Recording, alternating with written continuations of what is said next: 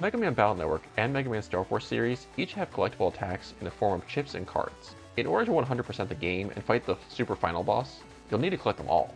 But just because you can collect them all, doesn't mean you can own them all. While you can collect every chip and card in the game's main library, and you can 100% the game without trading, there are a few chips and cards you'll never be able to obtain without cheating. Most of the time, this will just be owning a chip in a specific code. All of the chips in the Battle Network series come in a variety of codes, and while you can obtain a chip in one code, you may not be able to obtain it in the others. This is because it's programmed into the game, but for one reason or another, you can't get it legitimately.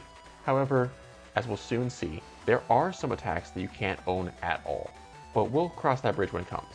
Though, like we said, you won't need to worry about 100%ing the game even though you can't own absolutely everything. The following games have chips or cards that you can't own in some form: Mega Man Battle Network 2, Mega Man Battle Network 3, Mega Man Battle Network 5, Mega Man StarForce 1, and finally, Mega Man StarForce 3. We'll go over all of them now, so drink some water, do your stretches, and let's get started. Oh look, Jenna wants you to support on Patreon. First things first, what do we mean by owning a chip or card? Is that different from just using it?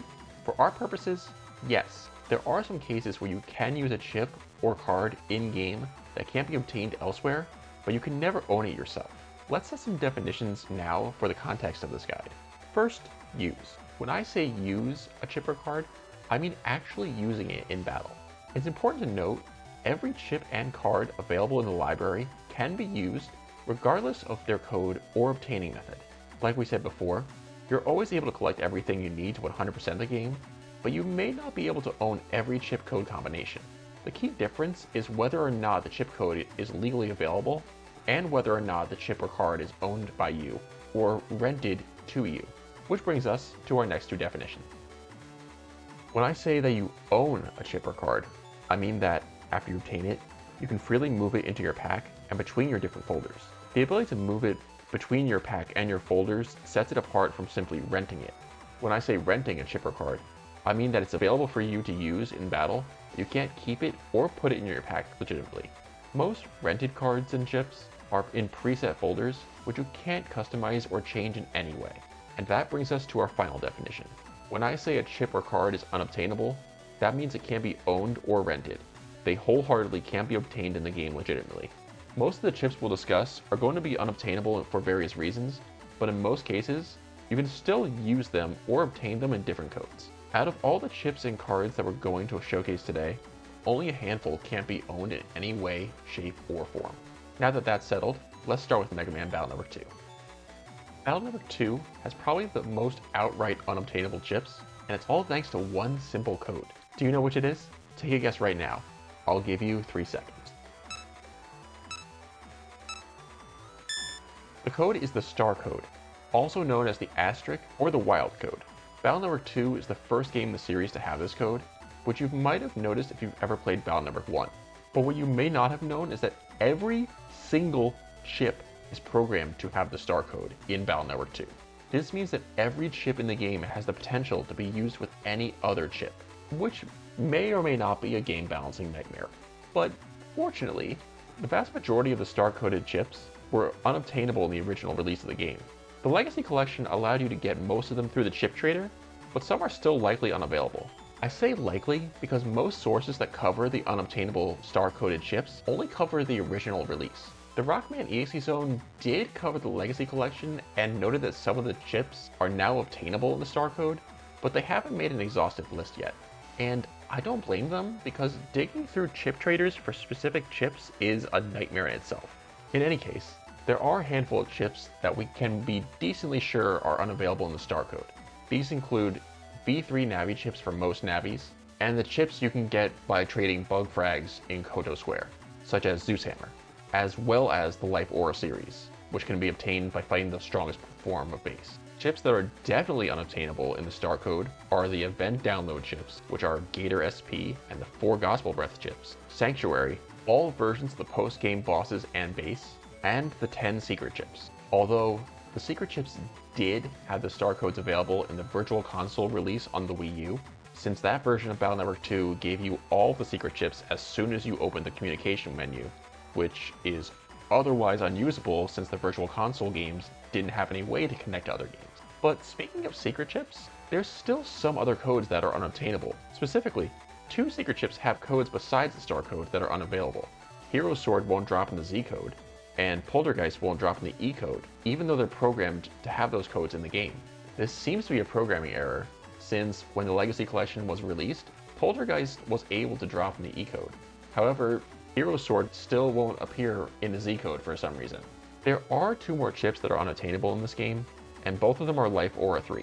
Life Aura 3 has 3 codes that are unobtainable by normal means. Normally you can get Life Aura 3 from fighting the strongest form of Base Deluxe. When you get a rank against him that's between 9 and S, you're able to get one of 3 different codes depending on how much HP you have remaining compared to your maximum. Those codes are E, K, and T.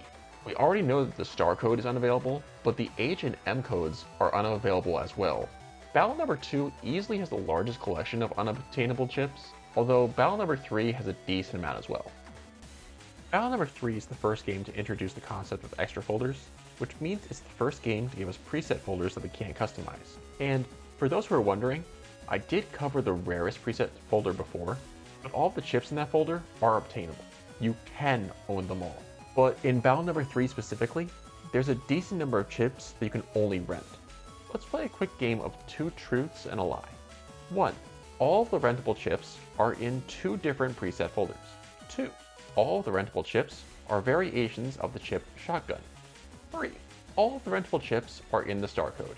Take your guesses now. If you guessed number 2 was the lie, you'd be correct. There are exactly 6 chips that you can rent. In the pre-folder, which you're forced to use during the story, you can get a copy of Shotgun, B-Gun, and Psy-Gun in the star code. And in the N1B folder, which can be obtained right after you fight Metal Man in the story, you can rent Bubbler, Heatshot, and Yo-Yo 1, also in the star code. All of these chips are a variation of Shotgun, except Yo-Yo 1, and it's in the star code, which is incredible, and also a shame because Yo-Yo is amazing in this game, and it's also one of my favorite chips, but I digress. Although there is one more chip that you can rent, but only during a specific part in the story. There's also a special chip in a special code that can only be found during Battle number 3's tutorials, although I'm certain it was a glitch and it wasn't intended to have this code in the game.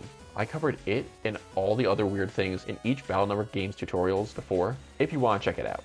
It's definitely worth a watch simply for this chip alone, and there's a lot of trivia about those tutorials that I didn't expect before researching them. Anyway, we've just covered the chips that you can rent. Now, let's go over the chips that you can't own or rent at all. Strangely, the next set of chips are also all in the star code. We have Bubbler V, Side Bubbler, Heat V, Metagel 1, Panic, Sand Stage, and Metal Stage. Weirdly enough, you can own most of the other stage chips in the star code, including Lava Stage and Holy Panel. Not sure why these 2 stages didn't make the cut, but those did. Finally, we have exactly 27 more chips that are completely unobtainable, and all of them are Virus Breeder chips. Virus Breeder is a side quest where you can encounter special sets of viruses, recruit them, and feed them bug frags like they were your pets. After you recruit them, you're able to get their associated battle chip, but only 1 copy. The cruel irony of these chips is that you're only able to get them in 2 codes legitimately, 1 from the initial quest, and 1 from the ship order service. But every single Virus Breeder chip is programmed to have 5 different codes. These chips can't be found in any chip or bug frag trader. My best guess is that these were intended to be found in those traders, but they changed it later to ensure they would find the viruses first. So in total, there's 35 chip code combinations that will never see the light of day in this game alone. Battle number 4, despite its reputation, has no unobtainable chips. If you hear about a specific chip in a specific code, you can get it legitimately. So that brings us to Battle number 5. Battle number 5 is much more straightforward. There's only 4 unobtainable chips in this game, and once again, they're all in the star code. Custom Volt Star, Dark Sonic Star, Number Ball Star, and Dark Recovery Star. The strange thing about these chips is that half of them are actually obtainable in the DS version of this game only.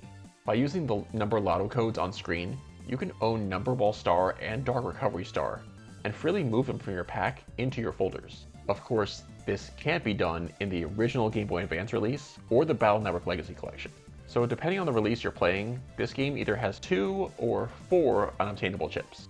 Battle Network 6 doesn't have any unobtainable chips, and in case you're wondering, I'm not counting the chips that were removed in the English Game Boy Advance versions. That's an entire can of worms, but the end result is that the removed chips were deliberately programmed out of the game, codes and all. Do you count that as unobtainable? I personally don't, but let me know.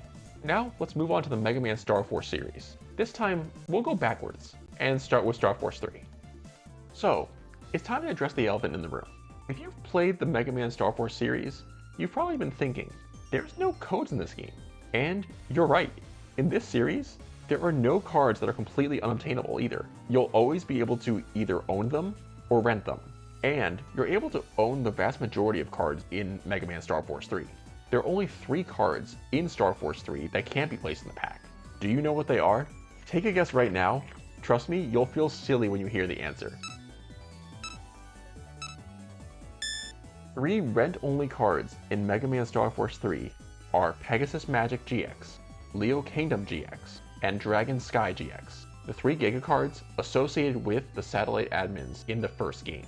These cards are only usable in StarForce 3 through the secret satellite server, and each of them only appear in exactly 2 folders. But one of those folders has all 3, so there's a small chance you can unleash all of them on the same turn. It's kind of funny, right? These cards are integral to StarForce 1, and they can be obtained via blank cards in StarForce 2, so while you can't own them in StarForce 3, you can own them in other games.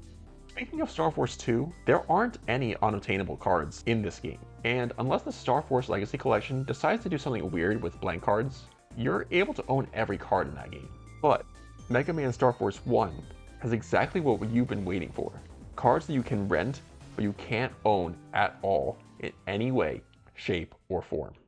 These cards are all related to the Bakdai crossover, specifically to the game Lunar Nights, which was only available in the Japanese version. The English version of StarForce 1 removed them entirely, similar to Battle Network 6. I had previously talked about how this crossover came to be, so check that out later if you're interested.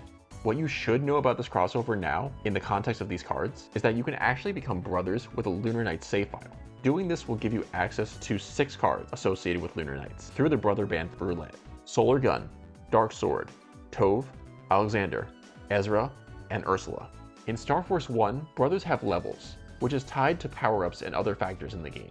But Lunar Nights, instead, gains levels by completing certain achievements, such as completing the story, or completing the story on its highest difficulty. You can obtain Lunar Nights cards yourself, which means you can own them, but there is a catch. You can only own the first 2 versions of each card, because only the first 2 versions of each card can be found in StarForce 1. The 3rd version cards are only usable through a high-level Lunar Nights Brother Band. And when I say high level, I mean basically 100% the entire game of Lunar Nights. And even though you're able to rent them through the Brother Roulette, the roulette is random, so there's only a small chance you can use any of them in any given battle. Since Lunar Nights cards are secret cards, they don't count towards the library, so you won't need to collect any of them to 100% the game. But that still means these 6 cards are the only cards in both the Mega Man Battle Network and Mega Man StarForce series that you can't own at all. Did you know about any of these chips or cards before? And which ones did you find the most interesting? Let me know in the comments, check out my Patreon, and thank you so much for watching.